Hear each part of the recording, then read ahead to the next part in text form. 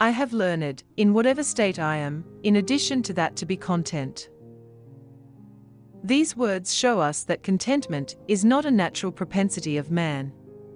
Ill weeds grow apace. Covetousness, discontent, and murmuring are as natural to man as thorns are to the soil.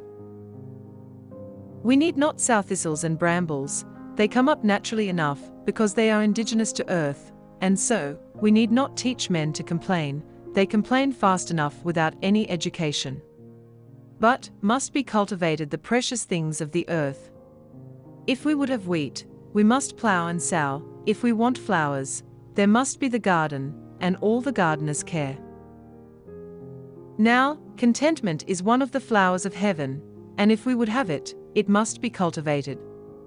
It will not grow in us by nature, it is a new nature alone that can produce it, and even then, we must be careful and watchful to maintain and cultivate the grace that God has sown in us. Paul says, I have learned to be content, as much as to say, he did not know how at one time.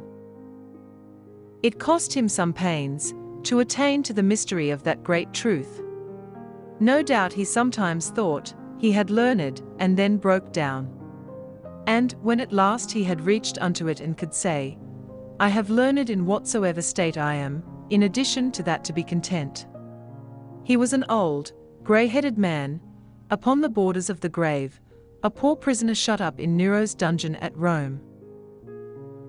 We might well be willing to endure Paul's infirmities, and share the cold dungeon with him, if we too might by any means attain unto his good degree.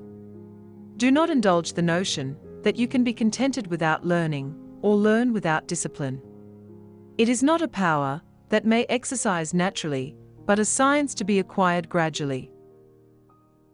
We know this from experience. Brother, hush that murmur, natural though it be, and continue a diligent pupil in the college of content.